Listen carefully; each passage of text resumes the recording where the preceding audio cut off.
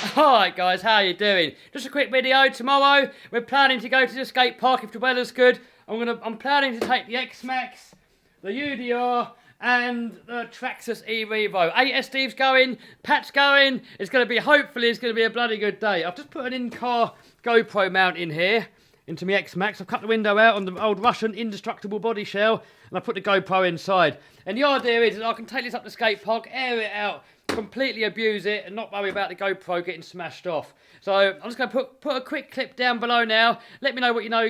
Let me know what you think, guys. Obviously, I think the footage would probably look a little bit better if the GoPro was mounted up on here, but this is going to get smashed off, so it's not really any good for bashing.